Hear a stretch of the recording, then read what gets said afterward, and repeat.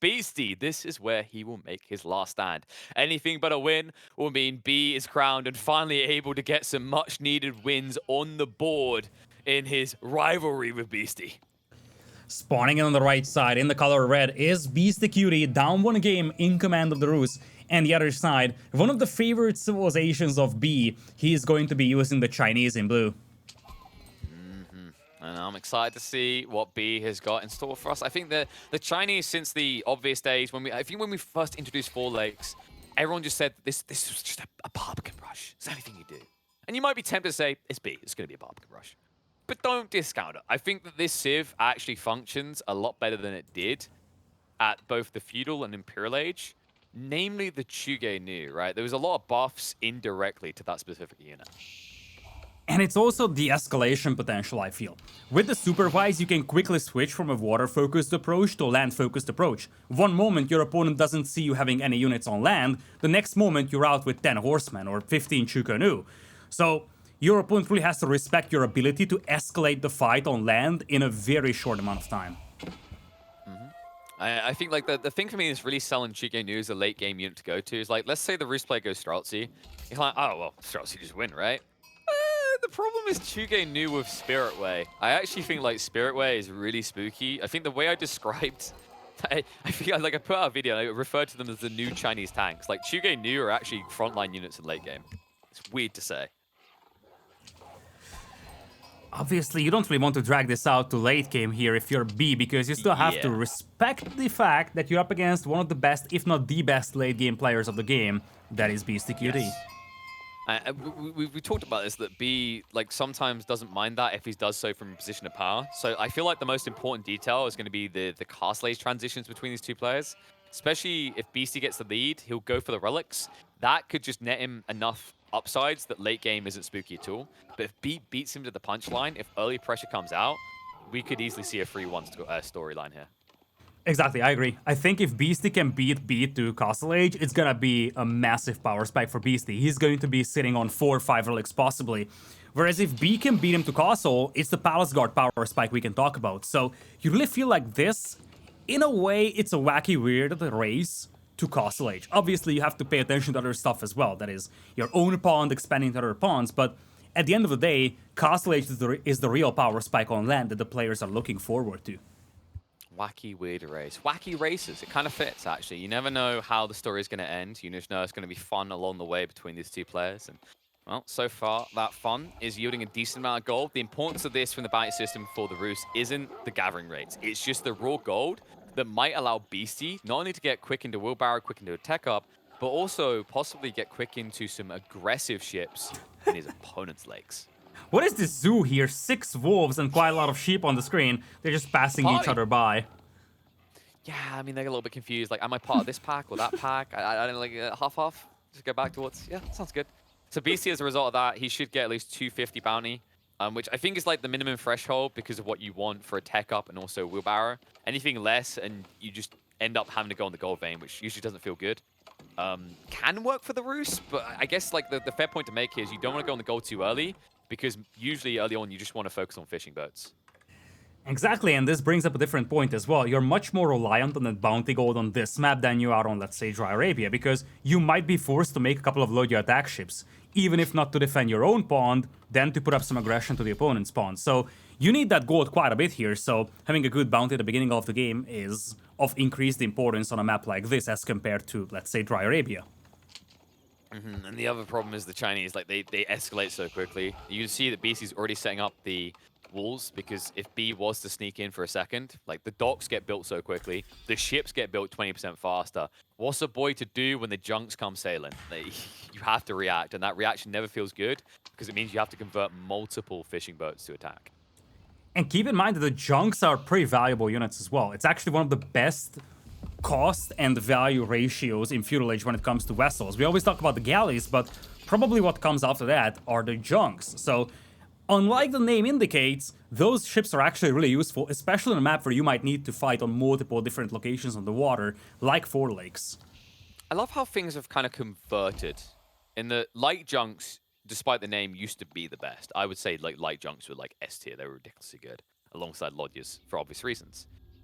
The junks were bad, But ever since the change where you can't do drive-by ships anymore with archer boats, junks and galleys are king. Yeah. It's so weirdly deceptive. And look at that. What? Okay, I mean, I'll go and give him like points for star, right? The small stealth forests. Beastie isn't gonna I don't think he's gonna scout this because why would he check the right side right behind his base? He'd check left side instead. Yeah, it's actually very cheeky. And the thing is that Roost usually doesn't want to expand towards second pawns as rapidly as other civs do, because the problem you have is that you drop your dock and then you have to start popping out your attack ships. Those are weak individually.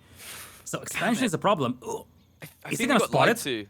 Yeah, so the thing I was worried about, we've seen this before with small stealth forest, like because scouts have buffed like vision. Yeah, look, they just I kind of hate that. Like, I don't know if I'm the only one that feels this way. Like, I agree that scouts needed more vision in forests, but I think like small forests just have no value at range anymore, which is weird. Like, that could have been a very interesting aspect if it wasn't scouted by Beastie. He's gonna spot it though, and he has no desire to contest it. Down south, we have a pond being taken, or at least attempted to be taken by Beastyqt. Remains to be seen whether B is going to try and contest that. Instead, he's thinking about the pond on the right side. He's like, I see you. Yes, this is very well hidden. There's no possible way that Beastie will ever see it. Even if he does, though, how do you react quick enough? Look how quickly the Chinese build docks.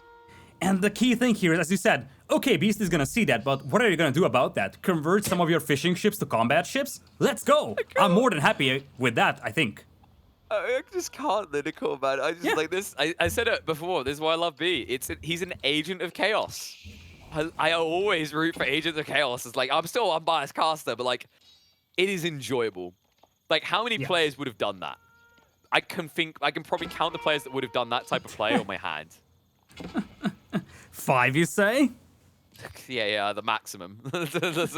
No more than that. Now, some people are like, oh, there's not that many AOE4 pros. There's a decent amount out there, in fairness. Like, the obvious ones you know about, the top 8 that do so well, but there are a lot of players floating around the top 100. And look at that. Once again, Chinese build speed coming into play here, finishing the dock. You're going to lose one of your villagers here, but B's gonna be more than happy having a dock on every single pond on the map, and Beastie, he didn't even react to this junk popping out. Get more build than China, I dare you. I wouldn't be surprised if he goes for a second junk. Beastie, is he just numb inside? Like, what's going on here? He might not even notice. Pretty tanky. Like, how do you not notice this? It's at the edge of the map. Camouflage! Not just that, it's at the edge of the map, and how many times have we seen players failing to notice these sneaks because they're just focusing elsewhere? Got it. So the blue camouflage and the edge of the map. But there's actually something to that if you think about it, because the whole idea is that there's outlines, right, on the blue, which is meant to make it easy to see, but those outlines are clashed against the gold outline on the edge. It does actually make some sense. It's awkward, right? But still, Beastie now gets the attack ping, so he knows what's up. Problem is that he needs to convert his eco into army, whereas for B, he has 2 uncontested pawns where he can just safely fish. Just feels like he's that person next to Beastie, like, you know when you have someone nudging your arm, like, hey, hey, hey, hey. That's what these junks are right now. Yep. But it's so much, like, take that annoyance and amplify it by 20. Because this is everything to Beastie. This is his only food eco, his true food eco. Once this is gone, Bruce, beep, beep, boop. Beep. Yep. And there's the escalation. Off the back of that food eco that B has on the water, he's going to start pumping out horsemen. Horsemen to raid those gold miners with, and possibly to just overrun those 2 knights with. Worrisome here. Beastie being forced into the knights, but then lacking the food to actually get a mass of them out. Horsemen in large quantities can actually overwhelm. We've seen it earlier today, right? When you got enough horsemen, you just find these straggler knights, you pinch them. They can't even run away. They can't even react.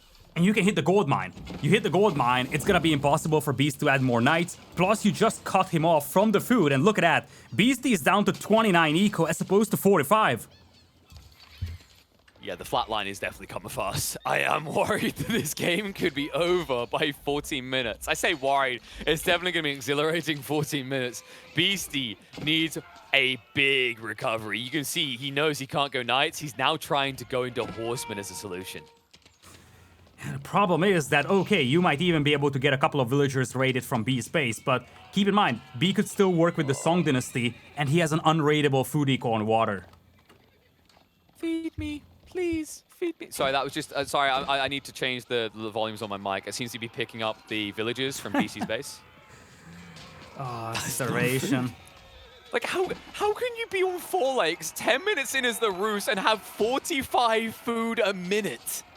Oh, that is just pure sadness. At least he picks off 2 of the Imperial officers. Now the barracks is no longer boosted, but the spearmen are out, so B can hold this off. Price to pay for Beastie for this eco damage done is gonna be high.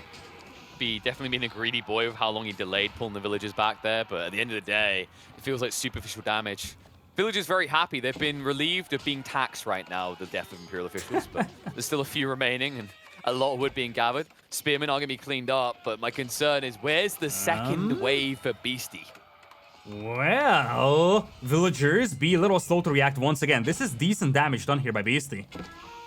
Yeah, I think B is just jumping the gun. He's like, I'm free to do whatever I want. Like, dude, this What? is an amazing play. You've done a great job, but chill. This is the problem. He's investing too much into junks. Now up to 9. This is overkill. Yeah, he could easily be throwing away the game here. That's a massive overinvestment, something that he didn't need. He's up to 9 junks, 6 of those on a pond that Beastie is no longer contesting, and Beastie, he doesn't have a lot of resources, but he's turning all of those into land-based units. Yeah, I was about to say, calm down on the low, Romeo. Don't get too rowdy. B is still 20 eco up. You mentioned that Song Dynasty now coming into the picture, the Barbican build-up, and Beastie is going to try to intercept, but get more build than China, I dare you, especially when that many villagers commit themselves to it. A few will go down, but the price is going to be high. Beastie going to lose the last of the knights and probably half the horsemen. Yeah, that's the big thing, right? Replenishing those units are much easier for B because he's got that fishing eco still working, and for Beastie, these horsemen are his lifeline. He's got nothing left behind this one. I wouldn't be surprised if Beastie goes for a TC boom to recover on land and ooh, hello. Yep, that's the right read. I think that's the only way you can get back into this game now. It feels weird to say, but the Roos approach to winning here is to TC boom. Look at that tower as well, though. You really feel like B is going to start harnessing the power of that fishing eco, and the scary detail here for Beastie is that he could get beaten to Castle Age, and we talked about this one. This is a wacky race towards Castle Age, something that B could be winning. And Beastie realizes it's now or never. He has to be all in. He has to start scaling an army feudal and end it. You saw him actually priming siege engineering, starting to amass archers. I think this is the right read. Because of what you just mentioned, there's no way you can look towards the late game here. Exactly. But he's doing a great job. Like, those horsemen and knights really paid for their price. And we have seen that signature Beastie move once again, slowing down the game, buying himself time with those horseman counterattacks. And it really bought him a lot of time to build up the archer mass. Speaking of signature B moves, what if he was just to, I don't know, build unlimited spearmen and end the game? Against archers, against the Roos. Like, this is impressive what he's doing. He even built proxy racks to stab from the backside. Now, the archers are going to be a little bit frustrating, but keep in mind, with the amount of food that B has, he can also dip into stables. Yeah, now he's caught in between 2 things, though. Floating a lot of food, hesitant to commit to more army, instead flirting with the idea of going into Castle Age, and exactly, that's the direction he's heading, and if he can get to castle safety and pop out 10 palace guards, I think he's got this game. Yeah, you can see that he has such great food income that you need to build more units, right? That's the power of the 4 lakes, which he's actually gathering from fish in, I think, all but one of them, just because there's a risk Beastie comes back. And it means that he can afford horsemen and spears while also scaling. And there it is. Astronomical clock tower build-up underway. Beastie now on the clock. Indeed. He's trying to tower rush that gold mine out there, trying to make something happen in feudal, but he doesn't have the numbers. And B, if he has like 5 more horsemen here, which he could do with the supervised stable, he's gonna have enough to hold this. And you can see now the archers may have overextended. The horsemen are willing to commit. They have the conviction to do so. Enough spearmen here to scare away the knights. Tech up completes, and now Beastie has to fight. If he can't take a win here, he's going to take a big fat loss in this series. As good as it gets for Beastie, but still insufficient. Horsemen now overrunning the archers, and it's a retreat for Beastie. Even the villagers, Lidicor, he doesn't even get the Wooden Fortress to slow this down. This is going to be a chugga-chugga, choo-choo all the way to the bank of Beastie. And B is looking to make a withdrawal that will bankrupt Beastie. Oh, it's a disaster now for Beastie. He doesn't have the tools to stop this with. He doesn't have a response to Lancers, Palace Guards. Also, especially if we have Spearmen on the field too. I don't know what Beastie can do here. I think it's too late. Yeah, it's a struggle to see a way back because B... And I love how on point he is about this. Some players still are actually sleeping on the importance of Military Academy at the beginning of Castle for escalation.